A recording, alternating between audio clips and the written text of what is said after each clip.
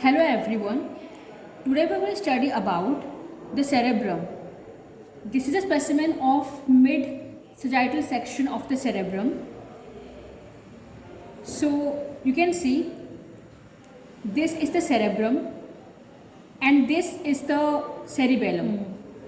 This is pons and this is the medulla oblongata.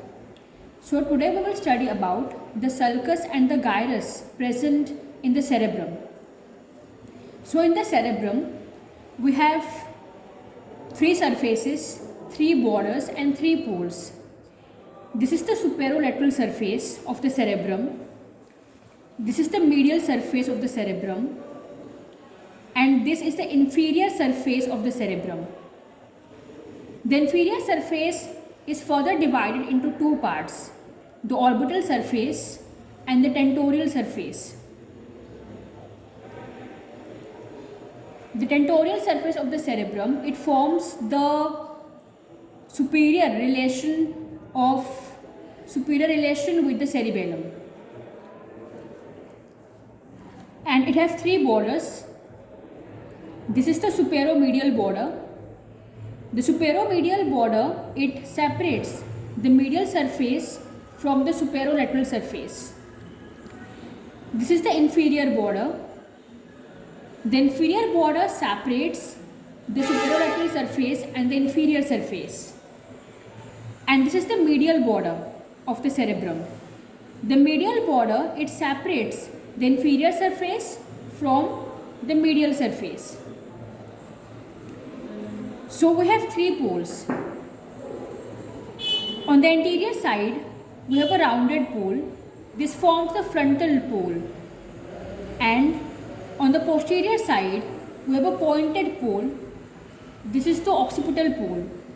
And the inferior side, on the inferior side, we have this pole. And this is the temporal pole of the cerebrum. So now, we will study about the sulcus. From the inferior surface of the cerebrum, one sulci that origin, this sulcus, this is known as the lateral sulcus. Lateral sulcus, it origins from the inferior surface of the cerebrum.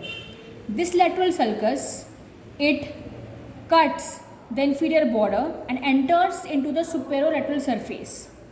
In the superolateral surface, it gives three branches or three ramus. The first branch it gives, that is known as anterior horizontal branch. And this is the anterior ascending branch. And this is the posterior branch.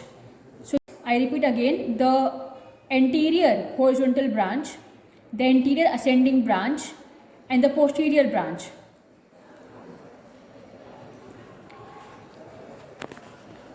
And now the central sulcus. In the midpoint of the cerebrum, we have the central sulcus. This sulcus is known as the central sulcus. Anterior to the central sulcus, we have one more sulcus that is running parallel to the central sulcus. This sulcus. This is known as the precentral sulcus. The central and the precentral sulcus, they both origin from the superomedial border and they both ends or terminate at the posterior sulcus. So this is the central sulcus and this is the precentral sulcus. Between the central and the precentral sulcus, we have the precentral gyrus. Posterior to the central sulcus, we have one more sulcus that is running parallel to the central sulcus, and that sulcus is known as the postcentral sulcus. So between the central sulcus and the postcentral sulcus, we have one gyrus that is known as the postcentral gyrus. So the lobe, so the area between the posterior sulcus and the central sulcus, this complete area between the central sulcus and the posterior sulcus, this is known as the frontal lobe.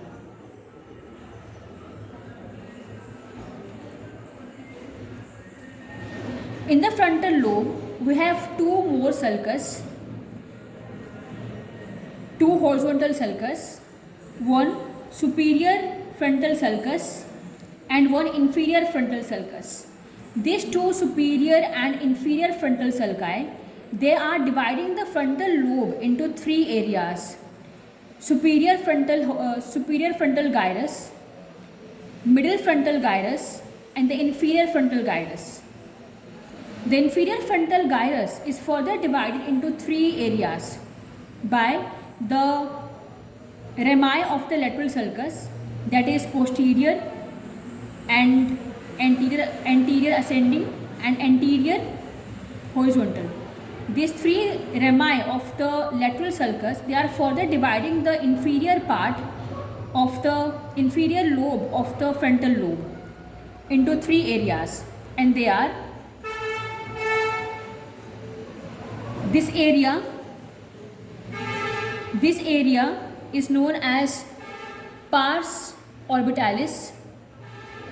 This area is known as pars triangularis, and this area of the frontal lobe, this area is known as pars opercularis. Now let's study about the temporal lobe. This is the temporal lobe. The temporal lobe, we have two sulci. They are dividing the temporal lobe into three gyrus: the superior temporal sulci and the inferior temporal sulci. This is the superior temporal sulci and this is the inferior temporal sulci. And these two sulci, they are dividing the temporal lobe into three gyrus: the superior temporal gyrus, the middle temporal gyrus, and the inferior temporal gyrus. Now the parietal lobe. To study the parietal lobe, we have to look into the medial surface. In the medial surface, we have one sulci. This sulci is known as parieto-occipital sulci. The parieto-occipital sulci is ascending and it is reaching into the superolateral surface. So this is the continuation of the parieto-occipital sulci.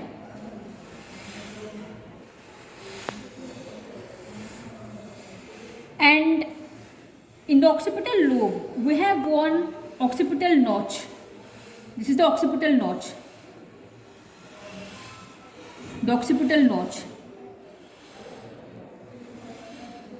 So if we draw a vertical line from an imaginary vertical line from the parieto-occipital sulci, and if we draw a horizontal line from the occipital notch,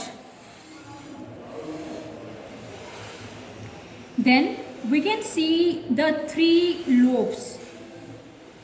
The lobe that is forming posterior to the vertical line is known as the occipital lobe, and the lobe that is forming inferior to the horizontal line, that is known as the temporal lobe, and the lobe that is present superior to the horizontal line, that is known as the parietal lobe.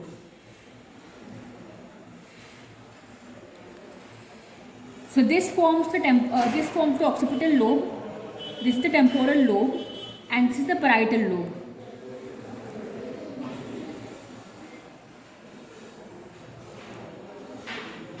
Now the parietal sulcus, the parietal lobe.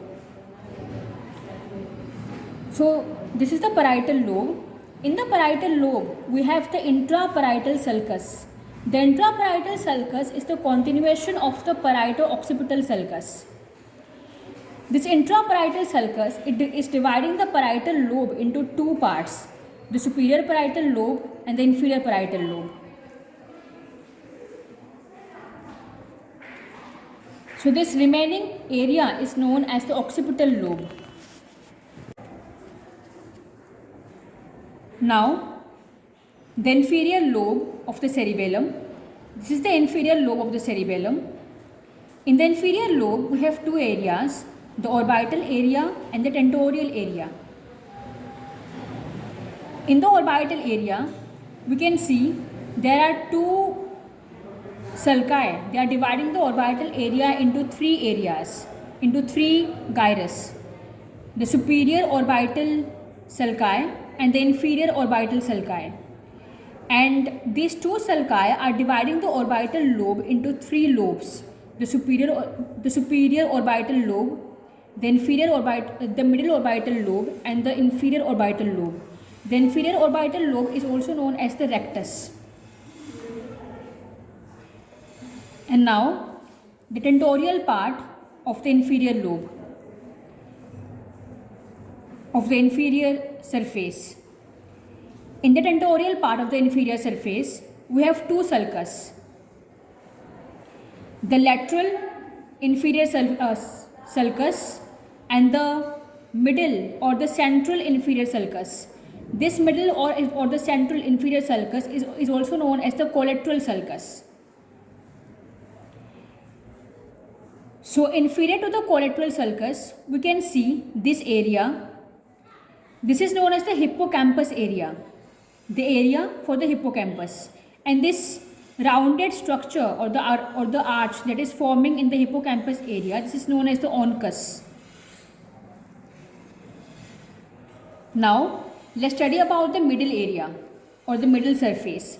In the middle surface, on the superior side, we can see the corpus callosum. This is the corpus callosum. Superior to the corpus callosum, we can see one structure, one sulci. This sulci is known as the splenius sulci, because this sulci is originating from the anterior part of the corpus callosum, that is known as the splenium. So this sulci is known as the splenium sulci. Inferior to the splenium sulci, we can see there is one more sulci. This sulci is known as the callosal sulci. So between the splenium sulci and the callosal sulci, we have one gyrus, and that gyrus is known as the splenium gyrus. And the cavity inside the corpus callosum is known as the third ventricle.